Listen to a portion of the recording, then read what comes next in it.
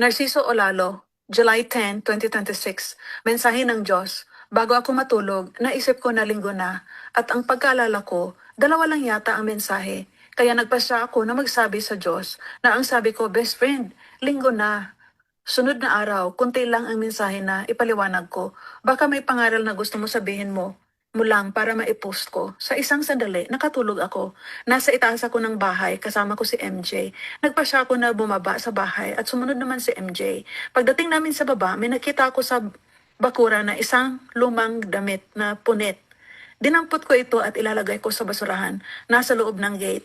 Nakita ko ang isang plastic bag na tinangay ng hangin papunta kay MJ. Pero hindi niya pinapansin, nilampasan niya ito. At ang sabi ko, MJ, damputin mo naman ang plastic na yan at ilagay mo sa basurahan. Sabay dampot ni MJ at tinapon niya sa basurahan. Bumalik kami sa taas. Akyat namin sa hagdanan, sa landing nito, may isiga ng apoy. Naisip ko paano ito nangyari at paano kami makapasok sa taas. Pagdating namin sa huling baitang, umusog ang apoy na nagliyab, kaya nakapasok si MJ sa loob ng bahay. Sabay nagising ako ang mensahe ng Diyos. Ang paliwanag ko nito, gagawin ko sa Zoom meeting sa darating na linggo, July 12, 2026, same time, 9 a.m., oras sa Pilipinas.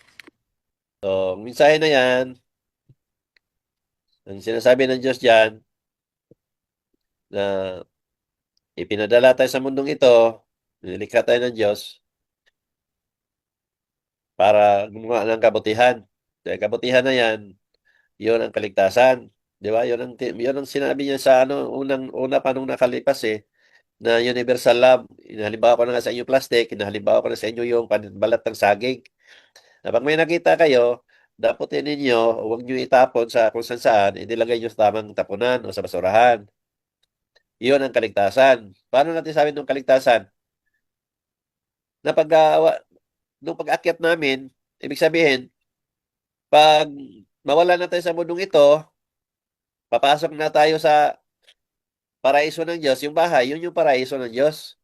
Ngayon, kung gumawa ka ng masama, puro kasama ng gagawin mo, nandoon yung apoy, nakaabang. So sa apoy ka na pupunta o ibig sabihin, sa impyerno. Dahil sa ginawa mong kabutihan, nung nandito ka sa lupa, nang buhay ka pa, ginawa mo yung mga bagay na yun, na alam mo yun ang tama, o ginawa mo yung mga kabutihan sa lahat ng bagay, yun yung iwas sa'yo sa apoy. Kaya yung apoy, inalis niya para makadaan ka at makapasok ka sa paraiso. Di ba? So yung apoy, ibig sabihin, yung impyerno, yun yung dalawang ginawa ng Diyos. Impyerno at paraiso. Ngayon, yung kalayaan ng Diyos na ibinagkaloob ng sa tao dahil sa pagmamahal niya, malaya tayong gumawa kung anong gusto natin, pero may katumbas siya na dalawa. Ano mamili ka? Sa impyerno o sa paraiso? Ngayon, nung nandito ka sa mundong ito, habang nabubuhay ka, ang ginawa mo, puro kasamaan, puro labag sa kalooban ng Diyos.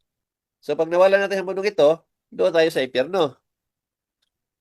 Ngayon, pag gumawa ka naman ng kabutihan, na yun ang gusto ng Diyos sa tao, ginawa mo yun, so doon ka sa paraiso. Di ba?